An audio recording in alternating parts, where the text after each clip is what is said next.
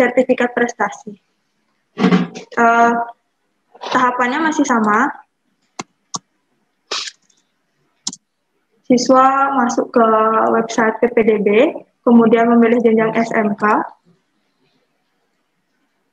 dan memilih jalur sertifikat prestasi.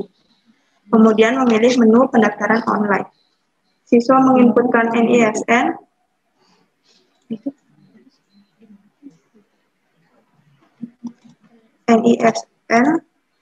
sekolah asal, jenis lulusan, tahun lulus, dan kode keamanan. Kemudian akan muncul data diri siswa yang harus dilengkapi terkait kecamatan tempat tinggal siswa tersebut. Untuk nomor RT RW diisi 0, kemudian menambahkan data nomor HP orang tua atau wali, dan kategori sertifikat prestasi. Yang pertama, siswa tersebut memilih sertifikat prestasi yang dimiliki apakah akademik, non-akademik, ataupun seni budaya Bali. Kemudian apabila sertifikat prestasi berjenjang, maka di drop down sebelah kiri itu kategori sertifikat prestasi jika berjenjang, memilih berjenjang. Apabila tidak berjenjang, maka dipilih tidak berjenjang. Kemudian pilih lanjutkan.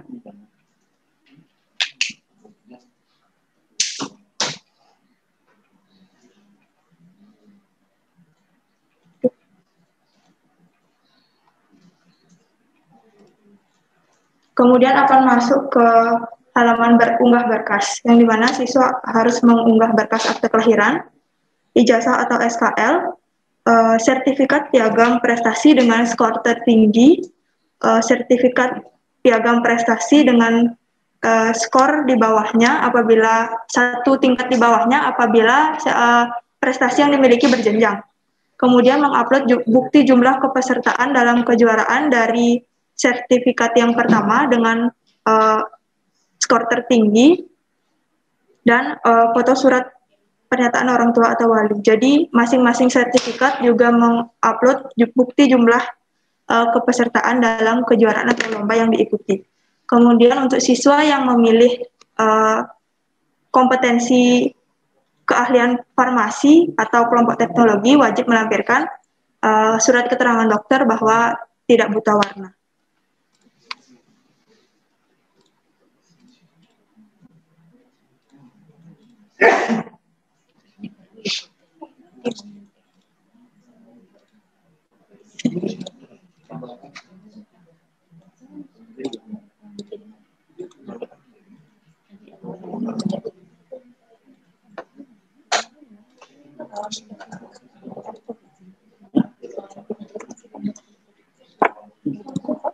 Kemudian dilanjutkan dan melakukan pemilihan sekolah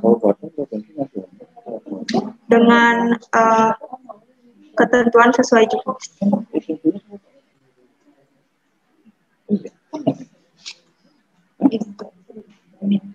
Mungkin Bapak Ibu sekalian bisa langsung mencoba juga.